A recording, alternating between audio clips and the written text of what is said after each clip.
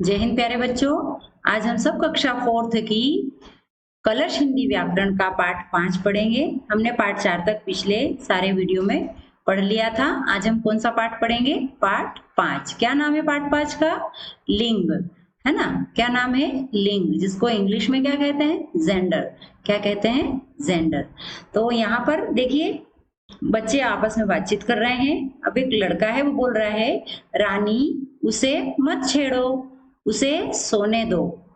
नहीं, यह एक प्यारी लड़की है ना। रानी जो है, एक बच्ची सो रही है, उसे जगा रही है। तो लड़का क्या बोल रहा है कि उसे मत उठाओ, उसे सोने दो, बहुत अच्छी लड़की है। तो अब क्या रानी बोल रही है, मैं तो सिर्फ इसे देख रही हूँ। क्या यह लड़का है ना। क्या कर रहा है? उसे मैं तो देख रही हूँ कि ये लड़का है क्या। अब यहाँ बताया दूसरी पिक्चर में क्या है? माही खाता है। यहाँ पर एक लड़का खाना खा रहा है, इसलिए लिख दिया माही खाता है। और यहाँ एक लड़की खाना खा रही है, इसलिए क्या लिखा है? रजनी खाती है। ठीक है। दूसरी पिक्चर में क्या हो रहा है? अध्यापक पढ़ाते हैं और अध्यापिका पढ़ाती है। यहाँ दिया है, देखिए दोनों चित्र में। तो इससे क्या पता चल रहा है हमें? इससे हमें पता चल रहा है यहाँ कौन है? अध्यापक यानी पुरुष है, और यहाँ अध्यापिका यानी ये महिला है। तो हमें क्या पता चला? एक तरफ पुरुष है और एक तरफ महिला। तो यहाँ माही व अध्यापक पुरुष होने का और रजनी व अध्यापिका स्त्री होने का बोध कराने वाले शब्द हैं। हमें माही और अध्यापक से क्या पता चल रहा है कि ये इनका जेंडर क्या है? पुल्लिंग है ये, है ना। पुरुष जाति का बोध करा रहे हैं, और रजनी और अध्यापिका स्त्री जाति का।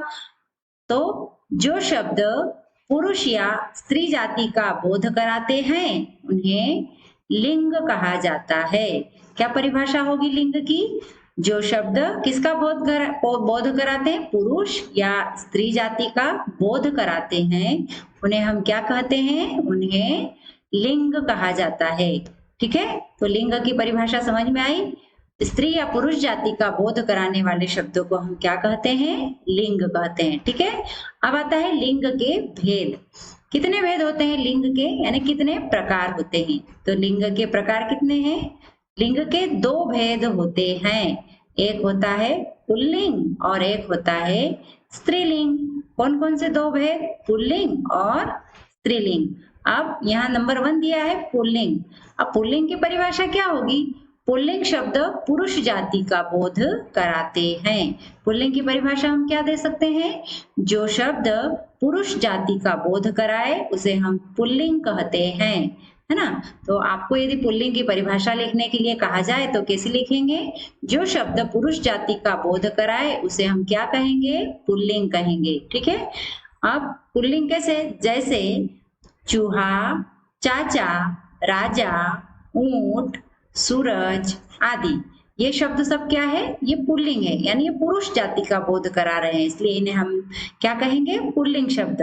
अब दूसरा दिया है स्त्रीलिंग। तो स्त्रीलिंग शब्द स्त्री जाति का बोध कराते हैं, है ना। ऐसे शब्द जो स्त्री जाति का बोध कराए उसे हम क्या कहेंगे?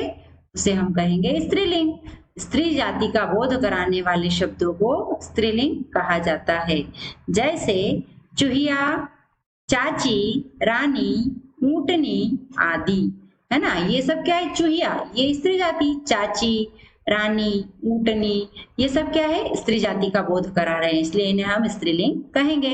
तो समझ में आया लिंग के कितने भेद? लिंग के 2 भेद होते हैं, है ना। कितने भेद? 2 भेद। कौन कौन से?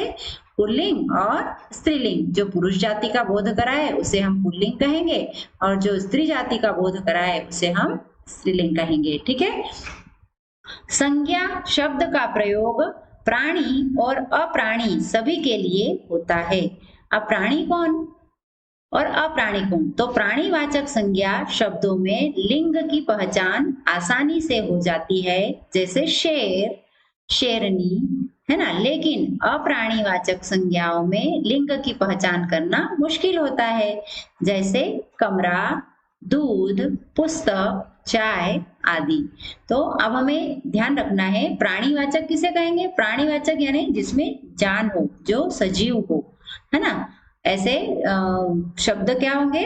प्राणीवाचक, और अप्राणीवाचक किन्हें कहेंगे? जो निर्जीव हो उन्हें हम कहेंगे अप्राणीवाचक। तो ऐसे शब्दों में हमें लिंग पता करने में थोड़ी सी परेशानी आती है। तो इनके लिंग की पहचान हम वाक्य में प्रयोग द्वारा कर सकते हैं। अब इनके लिंग की पहचान हम कैसे करेंगे? वाक्य में जब हम प्रयोग करेंगे तब इसके लिंग की पहचान होगी कि वास्तव में यह कौन सा लिंग है। अब जैसे कमरा शब्द आया है तो कमरा बंद पड़ा है ना, कमरा बंद पड़ा है। अब हमें पता चल रहा है हमने यहाँ क्या लिया? पड़ा है। अब यदि स्त्रीलिंग होता तो हम क्या बोलते हैं? पड़ी है। तो कमरा बंद पड़ी है ऐसा हो गया क्या? नहीं, कमरा बंद पड़ा है मतलब यह कौन सा लिंग है? यह पुल्लिंग है। और दूध उबल गया, दूध उबल गई ऐसा हम बोलते हैं? नहीं बोलते हैं। दूध उबल गया इसका मतलब क्या हुआ? यह क्या है? पुल्लिंग है ना। पुस्तक रखी है, पुस्तक रखी है हम हमेशा ऐसा बोलते हैं। हम ऐसा बोलते हैं क्या? पुस्तक रखा है? नहीं, हम कभी भी ऐसा नहीं बोलते हैं। तो इसका मतलब क्या हुआ? रखी है आया है तो ये कौन सा लिंग हुआ? स्त्रीलिंग हुआ। और चाय बन गई है ना, चाय बन गई, चाय बन गया ऐसा बोलते हैं? नहीं, इसलिए जो गई शब्द है वह किसका बोध करा रहा है? स्त्रीलिंग का। तो ये शब्द क्या हुए? स्त्रीलिंग। ठीक है। इसके अतिरिक्त कुछ नियमों के अंतर्गत हम लिंग की पहचान कर सकते हैं। ऊपर जो दिया है इसके अलावा कुछ ऐसे नियम हैं जिन्हें हम प्रयोग करके लिंग की पहचान कर सकते हैं। उदाहरण देखिए व समझिए। कुछ शब्द सदैव पुल्लिंग रूप में ही प्रयुक्त होते हैं, है ना। अब सभी शब्दों के हम स्त्रीलिंग नहीं बना सकते हैं या फिर लिंग परिवर्तन सभी का नहीं कर सकते हैं। कुछ ऐसे शब्द भी है जो केवल पुल्लिंग के रूप में ही प्रयोग होते हैं। जैसे शरीर के कुछ अंगों के नाम, है ना, शरीर के कुछ अंगों के नाम ऐसे होते हैं जिनका केवल हम पुल्लिंग में ही प्रयोग करते हैं। जैसे दांत, दांत टूट गई ऐसा बोलते हैं क्या? नहीं, हम क्या बोलते हैं? दांत टूट गए या टूट गया, है ना। तो ये पुल्लिंग। घुटना, मेरा घुटना दर्द कर रहा है हम ऐसा बोलते हैं। घुटना दर्द कर रही है ऐसा बोलते हैं क्या? नहीं बोलते हैं। तो इसलिए घुटना शब्द भी क्या हुआ? केवल पुल्लिंग हुआ। इसका स्त्रीलिंग होगा क्या? नहीं होगा।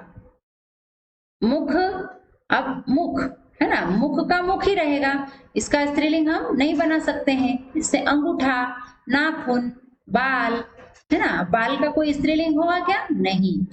तो ये शब्द ऐसे हैं जो केवल पुल्लिंग के रूप में प्रयोग में होते हैं। अब कुछ वृक्षों के और कुछ फलों के नाम भी है जो केवल और केवल पुल्लिंग होते हैं। जैसे पीपल, नीम, बरगद आदि, है ना। इनके अलावा जो पीपल, नीम, बरगद आदि के अलावा भी जो वृक्ष है वो सब क्या है?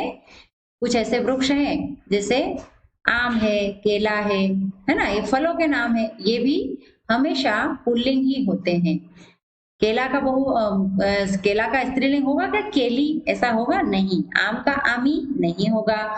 ये केवल पुल्लिंग के रूप में ही प्रयोग में होते हैं, इनका स्त्रीलिंग नहीं बनाया जा सकता। ऐसे ही दिया है यहाँ रत्नों, धातुओं, खनिजों और ग्रहों के नाम, है ना। किसके किसके नाम? रत्नों के, धातुओं के और ग्रहों के नाम। जैसे रत्न कौन कौन से? हीरा हुआ, पन्ना हुआ, पुखराज हुआ, नीलम, ये सब रत्न है। तो इनके नाम भी केवल और केवल पुल्लिंग होते हैं, स्त्रीलिंग नहीं होते हैं। और लोहा, सोना, तांबा आदि, लोहा, सोना, तांबा और इन सब के नाम भी क्या है? पुल्लिंग ही प्रयोग में आते हैं। और कोयला, अभक, अभ्रक आदि खनिज जो होते हैं वे भी केवल किसमें प्रयोग होते हैं? पुल्लिंग के रूप में ही, है ना, स्त्रीलिंग इनका नहीं होता है। और सूर्य, चंद्रमा, मंगल आदि ग्रह, ये सब ग्रह भी क्या है? किसके रूप में है? पुल्लिंग के रूप में, है ना। अब समुद्र, देश, दिनों तथा महीनों के नाम। अब समुद्र के नाम भी हमेशा क्या होते हैं? पुल्लिंग होते हैं। जैसे हिंद महासागर, अरब सागर आदि। ऐसे ही देश के नाम में चीन हुआ, रूस हुआ, जापान, है ना, अमेरिका, भारत आदि। ये सब क्या है? हम जैसे इनका वाक्य में जैसे भी प्रयोग करेंगे, है ना, तो चीन, चीन देश जीत गया ऐसा बोलेंगे हम। ऐसा बोलेंगे चीन देश जीत गई? नहीं बोलेंगे। क्यों? क्योंकि ये केवल और केवल पुल्लिंग के रूप में ही प्रयोग में आता है। ठीक है। ऐसे ही वार के नाम, जैसे सोमवार, मंगलवार, बुधवार आदि, ये सब दिनों के नाम किस में आते हैं? पुल्लिंग के रूप में। और अप्रैल, जून, जुलाई, अगस्त आदि महीने, ये सब क्या है? ये सब भी पुल्लिंग के रूप में ही प्रयोग में होते हैं। अब देखेंगे आगे पर्वतों और महाद्वीपों के नाम, ये भी हमेशा पुल्लिंग ही होते हैं, है ना? किसके किसके? हिमालय पर्वत, एल्पस, विंध्याचल आदि पर्वत, ये जो है केवल पुल्लिंग के में ही होते हैं। यूरोप, एशिया, अफ्रीका आदि ये महाद्वीप भी हमेशा पुल्लिंग ही, ऐसे शब्द हैं ये जो केवल पुल्लिंग में ही प्रयोग होते हैं। इसी प्रकार स्त्रीलिंग शब्द की पहचान के भी कुछ नियम है ना? अब जैसे भाषा, भाषा, लिपि, बोलियां, ये इनके सबके नाम किस में होते हैं? स्त्रीलिंग में।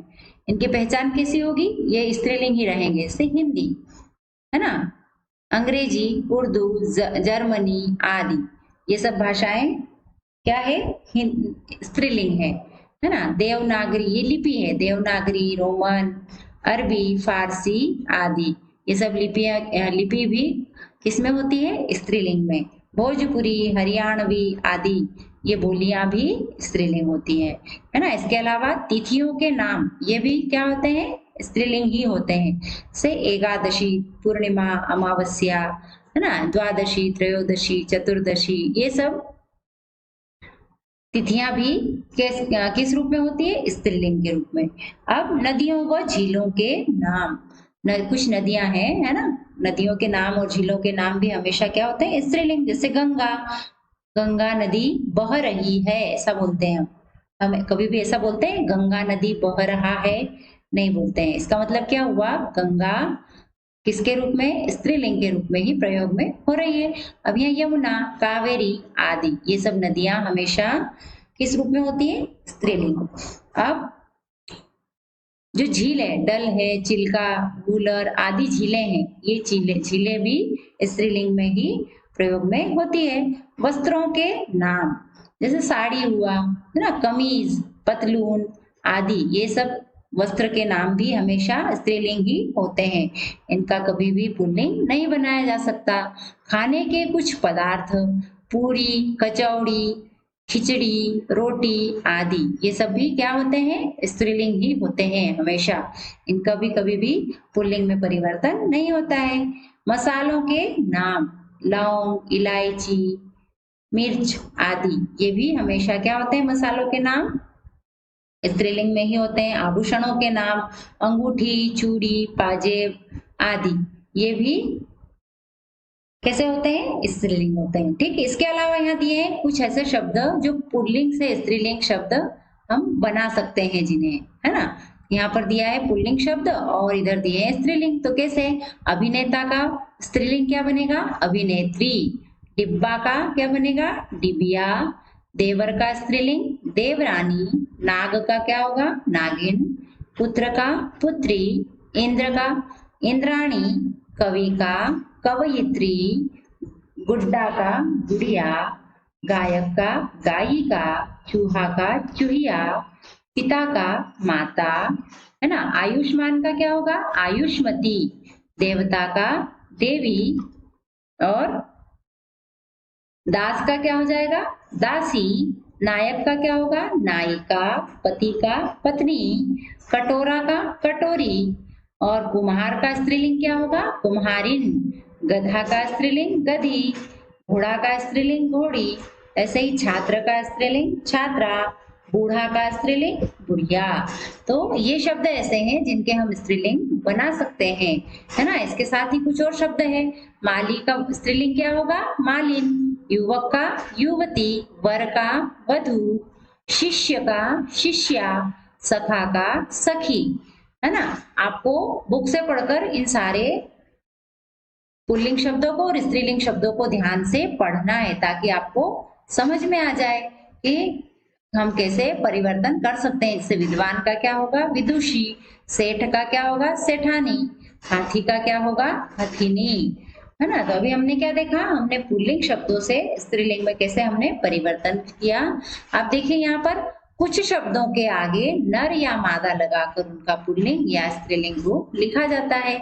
अभी हमने जो देखा था कवि और कवयित्री, ये तो हमें पता चल रहा था, लेकिन कुछ ऐसे शब्द हैं जिनके आगे नर और मादा लगाकर ही हम इनके लिंग का पता लगा सकते हैं, जैसे मछली, मक्खी, तितली, छिपकली, कोयल, लोमड़ी, चील आदि शब्द सदैव स्त्रीलिंग रूप में ही लिखे जाते हैं। इनके पुल्लिंग रूप के लिए इनके आगे नर शब्द लगाया जाता है। ऊपर के जो भी शब्द है ये केवल हमेशा कैसे होते हैं, स्त्रीलिंग ही होते हैं। इनके आगे यदि इनका पुल्लिंग बनाना है तो हम क्या लिखेंगे, मछली का क्या लिखेंगे हम, नर मछली। तितली का क्या लिखेंगे, नर तितली। कोयल का नर कोयल। मक्खी का नर मक्खी। नर का मतलब समझते हैं, पुरुष, ठीक है।